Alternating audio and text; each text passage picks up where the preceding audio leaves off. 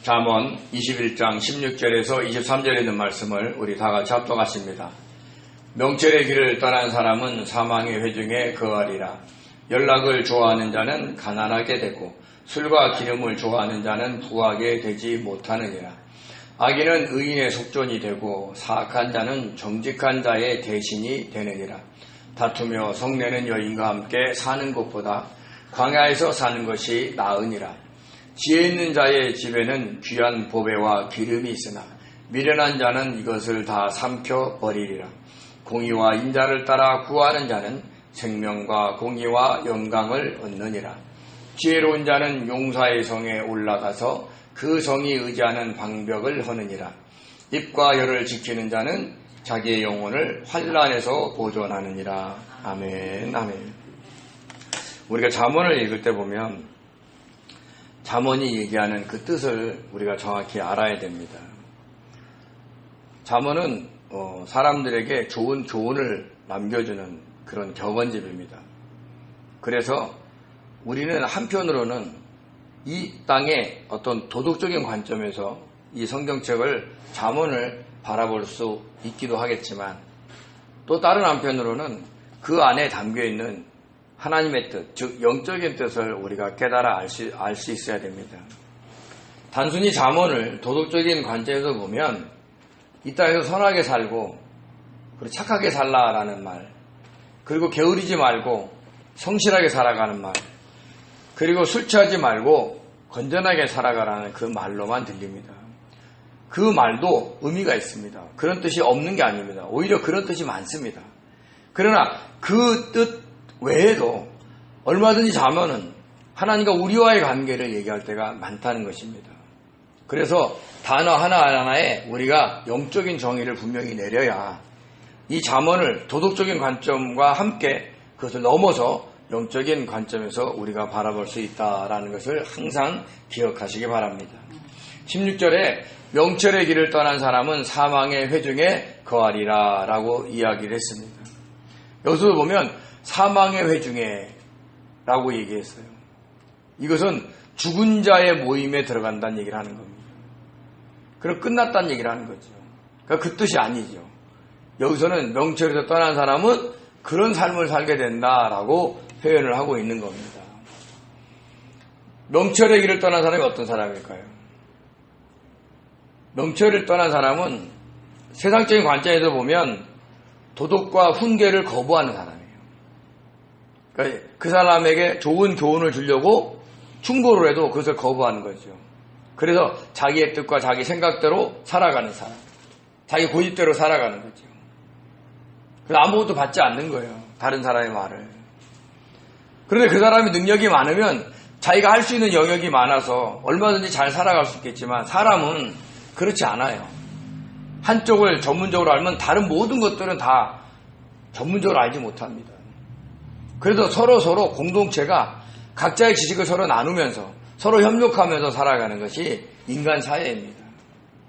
그런데 그 모든 것들을 다 거부하고 자기의 그 부족한 그 지식과 경험을 통해서만 이 땅을 살아가다 보면 잘못하다가는 잘못된 길을 걸어갈 수 있다라는 것을 이야기를 하고 있는 겁니다. 그리고 그렇게 고집센 사람은 어려울 때 주변에 있는 사람들이 돕지 않아요. 왜? 잘못 도왔다가는 또 소리 한 소리 들을 수도 있거든요. 왜 내가 잘하고 있는데 너 왜 나 도왔어? 라고 엉뚱하게 야단을 맞을 수도 있기 때문에 사람이 섣불리 돕지 않습니다. 그러면 어떻게 되느냐? 점점 주변 사람들과 관계가 멀어지면서 홀로 남게 되고 마치 죽은 자의 회중에 들어가는 것처럼 그 사람의 삶에는 죽음의 고요, 죽음의 침묵이 그 사람을 휘감을 수 있다라고 이야기를 하는 겁니다. 영적으로 보면 이것이 어떤 얘기냐면 주님을 믿지 않고 성령의 인도하심을 따라 살아가지 않는 사람을 명철의 길을 떠난 사람이다라고 이야기할 수 있습니다. 또한 주님을 믿는다고 고백했는데도 성령의 역사를 인정하지 않고 자기 뜻대로 살아가는 사람을 이야기할 수 있습니다. 우리가 믿는 많은 사람들, 또 저 역시도 내가 주님을 열심히 믿는다고 하면서도 성령의 인도하심을 따라 살지 않고 내 생각, 내 판단, 내 경험으로 살아갈 때가 많습니다. 그때 그 순간순간 우리는 명철의 길을 떠난 사람이 됩니다. 그래서 잘못된 길을 선택할 수 있고 잘못된 것을 우리가 좋아할 수 있는 거예요. 그래서 나쁜 길로 가다 보면 우리 역시 죽은 자의 회중에 들어갈 수 있다는 것을 잊지 마시기 바랍니다. 그렇지만 진짜 주님을 믿는다면 우리는 그 주님의 은혜에 너무 감사해서라도 우리는 주님의 뜻대로 살아가려고 성령의 인도하심을 받으려고 한다는 거죠. 주님, 내가 어떻게 하기를 원하십니까? 이 말 한마디, 어떤 일을 하든지 이 말 한마디만 물어보는 것도 엄청나게 명철한 사람이 되는 겁니다. 그러면 그 사람은 이 땅에서 어떻게 사는지 아무 관계 없어요. 하나님을, 주님을 믿기 때문에 산자의 회중에 들어가는 거예요. 천국에 들어가는 겁니다. 그러나 그렇지 않는다면 우리가 믿는다고 하지만 그 믿는다고 하는 고백이 진짜가 아닐 수 있다라고 이야기를 하는 겁니다. 정말 주님을 믿는다면 성령의 인도하심에 길을 기울게 되는 것을 잊지 마시기 바랍니다. 그래서 저와 여러분은 명철의 길을 떠나지 않고 산자의 회중에 거하는 그런 복된 성도 되시기 바랍니다. 17절에 이런 말씀이 있습니다. 연락을 좋아하는 자는 가난하게 되고 술과 기름을 좋아하는 자는 부하게 되지 못하느니라 라고 얘기했습니다. 사실 우리가 어렵고 힘들고 가난할 때는요, 여가 생활보다는 일이 우선입니다. 아침에 일찍 나가서 저녁 늦게까지 벌어야 겨우 살아갈 때가 있습니다. 옛날에 우리가 어렸을 때는 부모님이 다 그렇게 살았어요. 근데 요즘도 그렇게 살아요. 어쩌면 요즘이 더 그렇게 힘들게 살아가는지도 모릅니다. 모든 물가가 오르고 또 주변에 있는 사람들이 너무 잘 사는 사람들이 많다 보니까 상대적인 박탈감에 쌓여서 그때보다도 더 힘들게 살아가는 것이 아닌가 이런 생각을 합니다. 그래서 요즘에는요, 워라벨의 삶을 추구해요. 일과 여가 생활을 균형을 맞춰서 살자 이런 얘기를 하는 겁니다. 굉장히 좋은 얘기입니다. 그래야 사람이 건강한 육체를 가지면서 이 땅을 정말 행복하게 살 수 있어요. 근데 말같이 그렇게 되지 않습니다. 모든 사람의 형편이 그렇게 다 좋은 게 아니에요. 근데 반면에 일과 여가 생활을 균형을 맞춰야 되는데 여가 생활이 더 앞서버리면, 그래서 육체의 즐거움과 쾌락을 더 추구하게 된다면 어떻게 돼요? 그때부터는 일하기 아예 싫은 거예요. 그러면 있는 돈으로 쓰다가 나중에 가난하게 되는 겁니다. 사실 돈은요, 벌기는 어려워도 쓰기는 참 쉽습니다.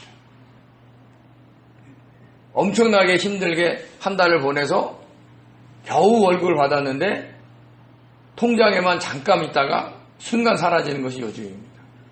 대출 이자 나가야 되지, 뭐 공과금 나가야 되지, 보험 나가야 되지, 이것저것 나가다 보면 잠깐 하루만 뿌듯하고 그 다음날 싹 나가는 것이 요즘입니다.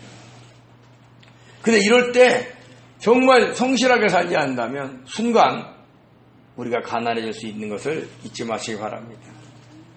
그리고 술과 기름은요, 육체의 정욕과 사치를 상징합니다.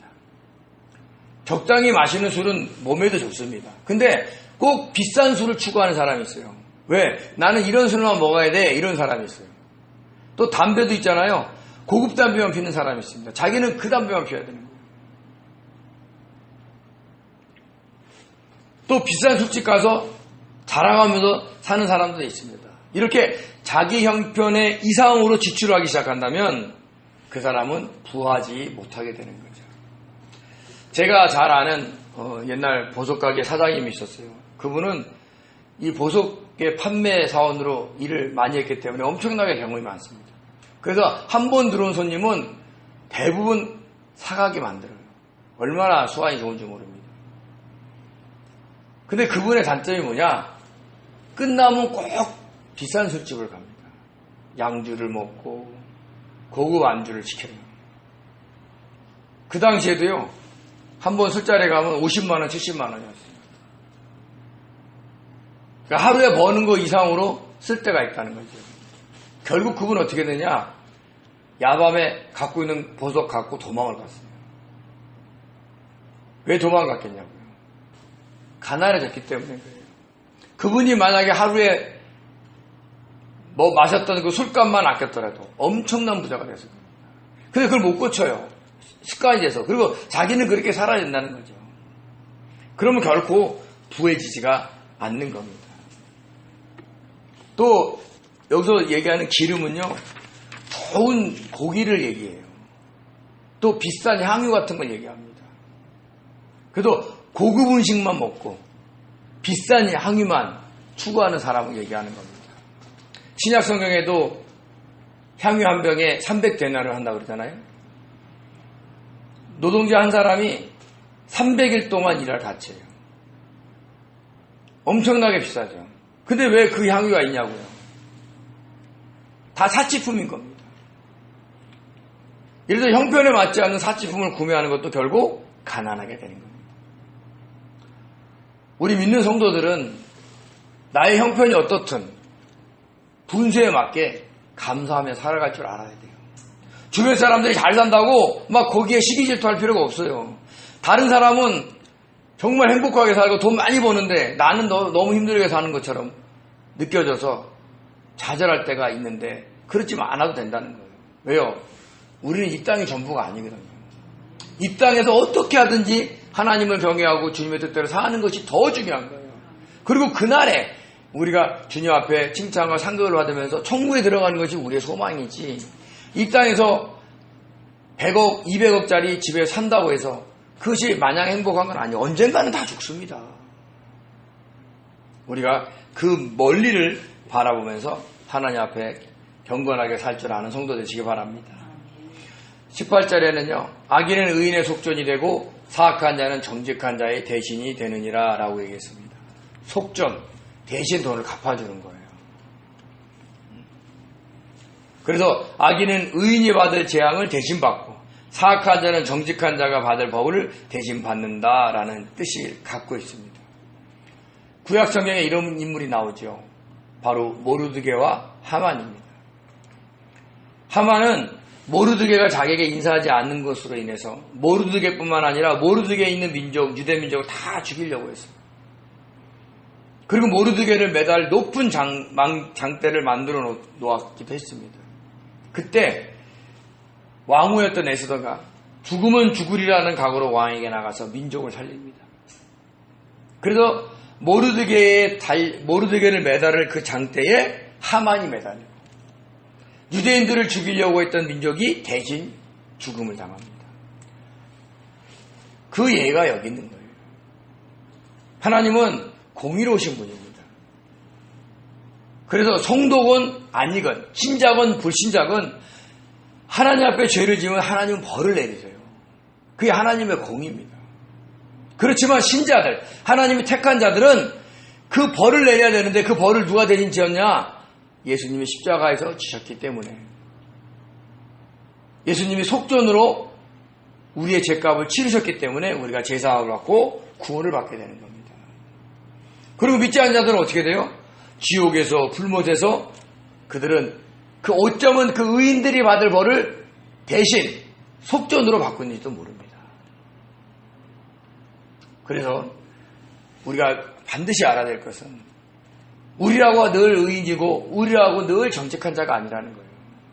저와 여러분이 오늘날 힘들고 어려운 것은 어쩌면 내가 악인의 반열에 있었기 때문에 다른 의인의 속전을 하고 있는지도 모르는 거예요. 우리는 완벽한 자가 아닙니다. 매일 보면 우리 생각이 얼마나 악합니까? 네? 우리 마음이 얼마나 악합니까? 그래서 그 생각, 그 마음이 보일 때마다 우리는 주님께 나가서 주님, 내가 이런 생각합니다. 제가 이런 마음 갖습니다. 주님, 나를 불쌍하게 해주시고 이 마음, 이 생각 사라지게 도와달라고 기도하셔야 돼요. 믿는 자는 생각으로도 범죄하는 것을 멈출 줄 아셔야 돼요. 두려워할 줄 아셔야 돼요. 왜? 하나님은 우리의 중심을 보고 계시기 때문에 그렇다는 거죠. 그래서 혹여 저와 여러분의 삶의 어려움이 다른 누군가의 의인과 정직한 자의 대신이나 속전이 되지 않기를 바랍니다. 항상 주님 앞에 정말 주님의 뜻대로 주님이 원하시는 그런 삶을 꼭 사시기 바랍니다. 19절에는요. 다투며 성내는 여인과 함께 사는 것보다 광야에 사는 것이 낫다라고 얘기를 했습니다. 광야. 완전히 아무도 없는 데죠. 근데 잠언에서는 이렇게 계속해서 다투며 성내는 여인과 함께 살지 않는 게 좋다라고 자꾸 얘기를 합니다. 왜 이 얘기를 그렇게 강조를 할까요? 당시에는요, 가부장적인 사회였어요. 그래서 여인이 목소리가 높은 것을 허용하지 않았던 시대입니다. 근데 그렇다면 힘들다는 거죠. 근데 이런 사람은 무언가 자기 마음에 들지 않거나 화가 풀릴 때까지 다투는 사람을 얘기하는 거예요. 단지 여인이다, 남자다, 거기에 방점이 있는 게 아닙니다. 아내만 성내나요? 남편은 성 안 내나요? 여기서 얘기하는 건 뭐냐면 화평의 하나님께서는 다툼을 좋아하지 않는다는 거예요. 다투는 이유가 뭐예요? 결국은 자기 뜻대로 뭔가 되어지지 않기 때문에 다투는 거예요. 자기 욕심이 많기 때문에 다투는 거예요. 자기 주장이 너무 완고하기 때문에 다툴 때가 많다는 것을 우리는 아셔야 됩니다. 그래서 아무리 자기가 옳고 자기의 판단이 맞아도 하나님의 때를 구하면서 다투지 않고 화평을 추구하는 사람이 지혜로운 성도의 자세라는 걸 잊지 마시기 바랍니다. 지금 당장 내 뜻대로 된다고 해서 좋은 게 아닐 수도 있고 내 뜻대로 안 된다고 해서 그것이 나쁘지 않을 수 있다는 거죠. 우리는 모릅니다. 그래서 오늘 저와 여러분의 처한 환경에 감사하시고 내가 혹여 하나님 앞에 온전하지 않았던 것만 돌아보면서 회개하고 주님 전에 가면 주님께서 우리를 선한 길로 인도하여 줄 줄 믿습니다. 그래서 저와 여러분도 주님께 너무 짜증 부리는 신부가 되지 않고 항상 감사하면서 기뻐할 줄 아는 그런 주님의 좋은 신부들이 되시기 바랍니다. 20절에 이렇게 얘기합니다. 지혜 있는 자의 집에는 귀한 보배와 기름이 있으나 미련한 자는 이것을 다 삼켜버리느니라 라고 얘기를 합니다. 지혜 있는 자, 이 본문에서는요 자신의 미래를 준비할 줄 아는, 예비할 줄 아는 사람을 얘기하는 거죠. 우리가 앞으로 어떻게 될지 모릅니다. 근데 있는 것들을 다 쓰고 나면 어떻게 돼요? 불안한 거예요. 하루하루가 불안한 겁니다. 근데 그런 귀한 보배와 기름이 남겨놓는 사람, 그런 사람이 지혜 있는 사람이죠. 여기서 귀한 보배는요 몹시 바라다의 히브리어 하마드를 썼는데 남들이 다 바랄 정도의 보물을 얘기하는 겁니다. 요즘 말로 얘기하면 돈을 저축하는 걸 수 있고 증권에 투자할 수도 있고 부동산을 매입해서 그 재산을 갖고 있는 것을 얘기할 수도 있습니다. 또 기름은 아까처럼 먹을 것이 풍부한 사람, 또 다른 사람한테 대파할 수 있는 좋은 향유를 보관하고 있는 사람, 그것을 얘기하고 있는 거죠. 어떤 청년이 차를 몰고 가다가 차 사고가 났어요. 본인이 운전을 잘못해가지고 차축이 깨졌어요. 근데 이제 그 청년이 할 수 없이 이제 레카차를 불러가지고 이제 가까운 정비소 가서 고치는데 그 청년이 그러더라고요. 내가 여유가 있으니까 그런 사고가 나도 크게 막 상처받거나 걱정이 안 되더라는 거예요. 자기가 돈이 있으니까 그냥 내가 지불하면 되지, 내 잘못이니까, 이렇게 생각이 되더라는 거죠. 그러니까 세상 사람도 그렇다는 거예요. 자기가 뭔가를 갖고 있으면 여유로워지는 거예요. 주변에 막 발생하는 여러 어려움에 눈 하나 까딱 안 할 수 있어요. 왜? 차이가 있기 때문에. 근데 없으니까 매일매일 간질간질 살아가니까 조금만 일이 터져도 막 놀래고 힘들어지는 거죠. 그래서 지혜로운 자는 가지고 있어요, 보배를. 영적으로 보면 정말 귀한 보배인 예수님을 가지고 있는 사람이 지혜로운 자예요. 예수님을 갖고 있다는 게 뭐예요? 자기 안에 예수님을 주인으로 맞이하고 있는 거예요. 성령의 기름을 늘 추구하고 있는 사람이에요. 그런 사람이 영적으로는 지혜로운 사람입니다. 육신적으로 돈이 없고 가진 재산이 없어도 우리는 얼마든지 이 지혜로운 자의 집처럼 귀한 보배와 기름이 있을 수 있다는 거예요. 근데 반대로 미련한 자는 어떻게 돼요? 미련한 자는 어리석은 자요, 무능한 자요, 비천한 자요, 이런 사람이 아니라는 거예요. 이 땅에서는 정말 잘 나가는 똑똑한 사람이라 할지라도 이런 것들을 모아두지 않고 다 써버리는 사람. 삼키다의 히브리어 발라는요, 막 개걸스럽게 먹다라는 뜻이 있어요. 그러니까 생기를 쪽쪽 다 먹어버려가지고 저축을 하지 않는다는 얘기를 하고 있는 겁니다. 이런 사람들은 미련한 자다 이거예요. 어떤 일이 생기면 세상적으로도 불안해하지만 만약에 우리가 정말 주님 앞에 갈 때 그 안에 예수라는 보배가 없다면, 성령의 기름이 없다면 그분은 마지막 날에 주님을 어떻게 보겠냐는 거죠. 아무쪼록 저와 여러분은 가지고 있어야 돼요. 귀한 보배 예수 그리스도, 귀한 기름 성령의 역사. 이것이 항상 저와 여러분의 심령 안에, 삶에 늘 넘치시길 바랍니다. 21절에 이 말씀합니다. 공의와 인자를 따라 구하는 자는 생명과 공의와 영광을 얻느니라 라고 얘기를 했습니다. 공의로우신 하나님의 뜻, 그리고 우리를 사랑하신 하나님의 사랑을 베풀며 사는 사람을 얘기하는 거예요. 공의, 의로움, 이 땅에 도덕적으로 잘 사는 사람, 다른 사람한테 친절하고 사랑을 베푸는 사람을 얘기할 수도 있지만, 예수님을 믿는 사람 안에는 항상 그 의로우신 하나님의 뜻대로 살아가려고 하고 주님의 그 사랑을 베풀려고 하는 그 친절함이 있어야 되는 거예요. 만약에 우리가 그냥 내가 의롭고 사랑이 많은 사람이라면 그분은 결국은 다른 사람이 자기의 말을 듣지 않을 때 화내거나 책망할 수 있어요. 왜요? 자기가 갖고 있는 것을 주기 때문에 그래요. 근데 여기서 공의와 인자를 따라 구하는 자, 오직 하나님의 뜻과 주님의 뜻을 구하는 자를 얘기하는 거예요. 그런 사람이 생명과 공의와 영광을 얻게 된다라고 이야기를 하는 겁니다. 주님을 잘 믿게 되죠. 그러면 영원한 생명은 없습니다. 의로운 일을 많이 하죠. 그러면 하나님의 공의에 따라 칭찬을 들어요. 그래서 상급을 받습니다. 그리고 결국은 천국에 들어가는 영광을 얻게 된다라고 이야기를 하고 있는 겁니다. 저와 여러분이 많은 것을 소유하고 높은 지에 올라가는 것을 자랑하면서 천국에 들어갈 일은 없어요. 그래서 하나님은 공평하신 거예요. 우리가 어떤 형편이든지 누구든지 그 순간에서 하나님의 뜻대로 주님의 사랑을 베풀며 살아갈 수가 있다는 거예요. 왜? 내가 그런 사람이 아니라 성령께서 그렇게 해주시기 때문에. 그러니까 우리가 의지만 하면 돼요. 우리가 그분께 자기를 드리기만 하면 돼요. 나를 내려놓고 맡기기만 하면 돼요.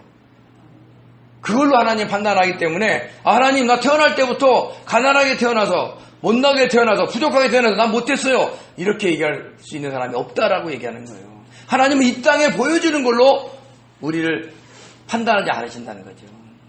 저와 여러분이 생명과 공의와 영광을 얻는 그런 복된 성도 되시기 바랍니다.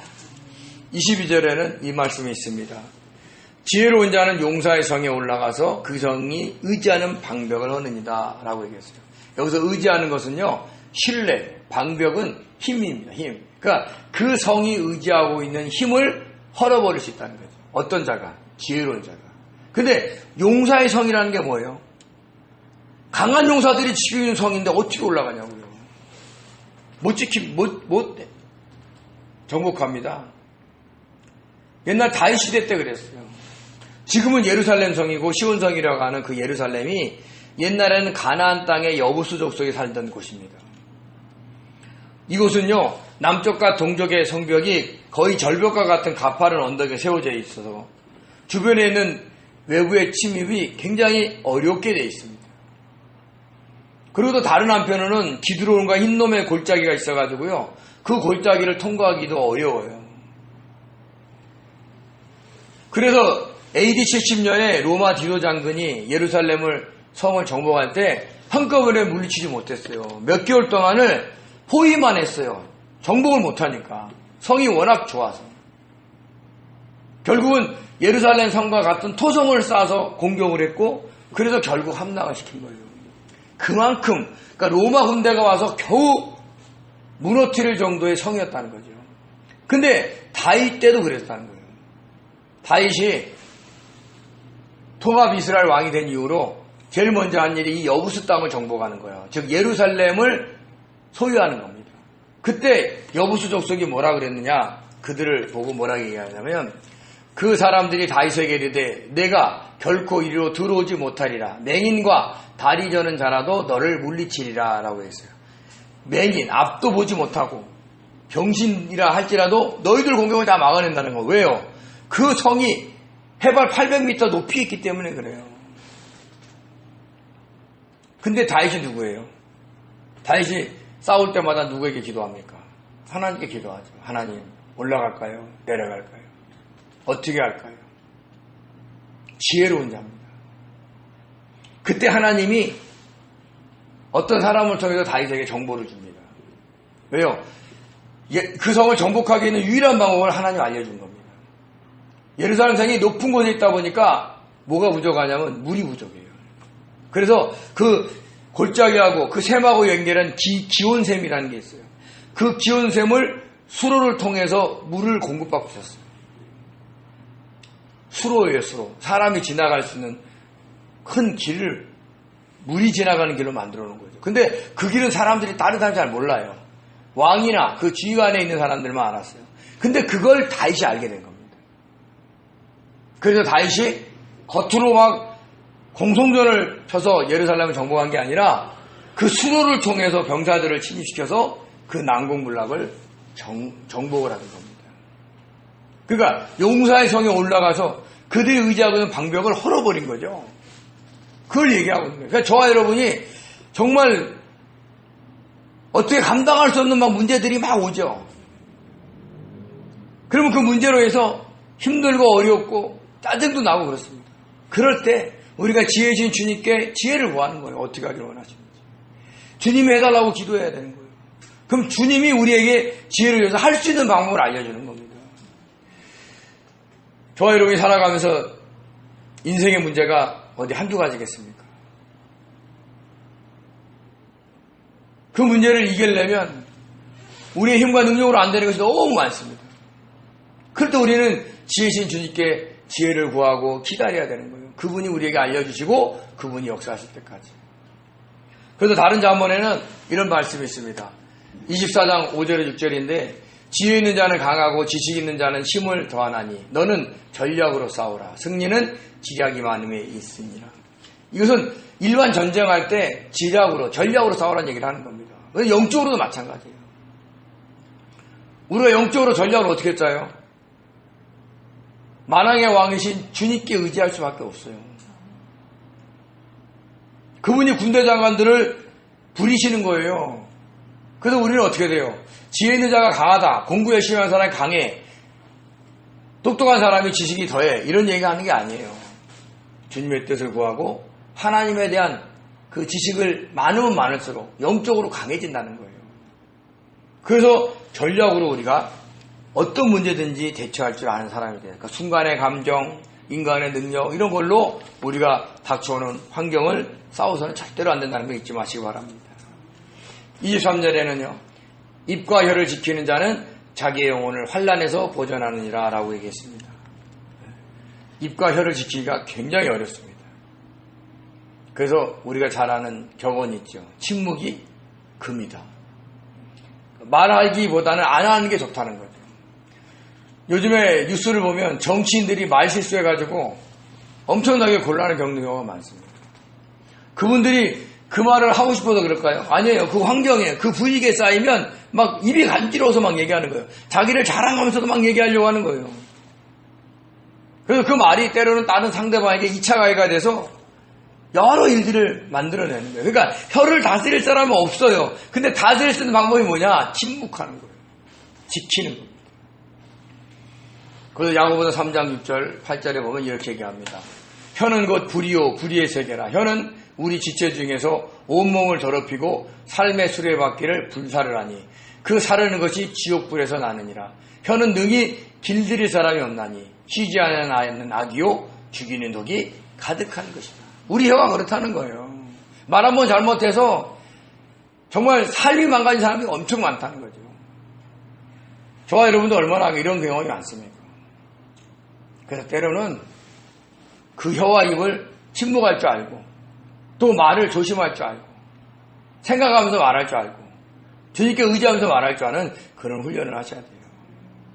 그것이 이 땅을 살아가는 지혜인 겁니다. 그래서 오늘 본문을 정리해보면 이 모든 것이 지혜 있는 자의 언행에 대한 얘기, 그리고 지혜 있는 자는 준비한다는 거고 함부로 쓰지 않고 모은다는 거죠.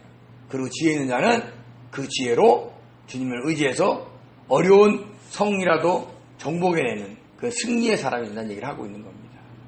저와 여러분의 삶에 이런 언행, 이런 예비, 이런 승리가 있기를 예수님의 이름으로 축원드립니다. 기도하겠습니다. 은혜로우신 하나님 감사드립니다. 지으신 주님께서 저희들을 붙잡아 주시고 우리는 하나님 우리의 생각 우리의 판단으로 살아가지 않고 늘 주님의 뜻대로 그리고 성령의 역사하심을 따라 살아가는 명철한 자들이 될 수 있게 도와주셔서 아버지 말과 행동에 하나님 앞에서 하는 아버지 지혜로운 사람들에게 도와주시고 아버지 귀한 보배와 기름을 영육간에 간직할 줄도 알게 도와주시고 하나님 우리를 대적하는 그 용사의 성이라도 지으신 주님을 의지하며 승리하는 경험을 할 줄 아는 사람들 될 수 있게 도와주셔서 아버지 이 땅에 하나님의 영광을 드러내며 살아갈 수 있도록 축복하여 주옵소서. 감사드리며 예수님의 이름으로 기도드립니다. 아멘.